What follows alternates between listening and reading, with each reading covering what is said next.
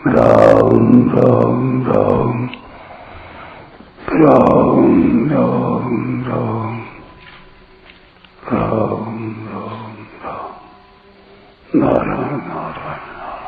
मन्यसे यदि तच्छक्यं मया द्रष्टुमिति प्रभो योगेश्वर ततो मे त्वां दर्शयात्मानमव्ययम्।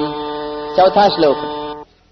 हे प्रभु, मेरे द्वारा आपका वह परम ऐश्वर्य रूप देखा जा सकता है।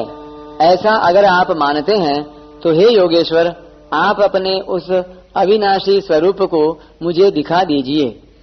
व्याख्या। प्रभु नाम सर्व समर्थ का है, इसलिए इस संबोधन का भाव यह मालूम देता है कि यदि आप मेरे में विराट रूप देखने की सामर्थ्य मानते हैं तब तो ठीक है, नहीं तो आप मेरे को ऐसी सामर्थ्य दीजिए जिससे मैं आपका वह ईश्वर संबंधी रूप देख सकूं। मन्यसे यदि तच्छक्यं मया द्रष्टुमिति।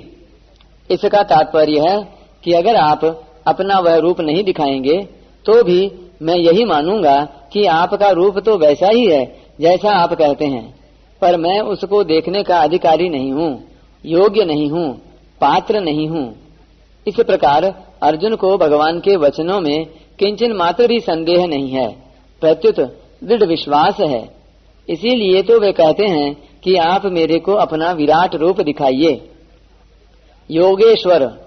योगेश्वर संबोधन देने का यह भाव मालूम देता है कि भक्ति योग, ज्ञान योग, कर्म योग, ध्यान योग, हठ योग, राज योग, लय योग, मंत्र योग आदि जितने भी योग हो सकते हैं उन सब के आप मालिक हैं।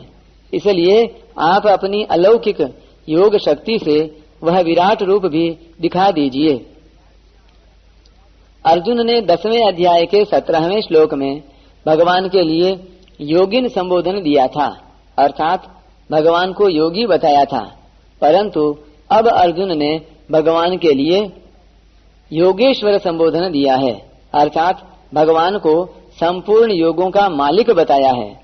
कारण यह है कि 10वें अध्याय के आरंभ में अर्जुन की भगवान के प्रति जो धारणा थी उस धारणा में अब बहुत परिवर्तन हुआ है। ततो मे त्वं दर्शयात्मानम् अव्ययम्। आपका वह स्वरूप तो अविनाशी ही है जिससे अनंत सृष्टियां उत्पन्न होती हैं, उसमें स्थित रहती हैं और उसी में लीन हो जाती हैं। आप अपने ऐसे अविनाशी स्वरूप के दर्शन कराइए। परिशिष्ट भाव।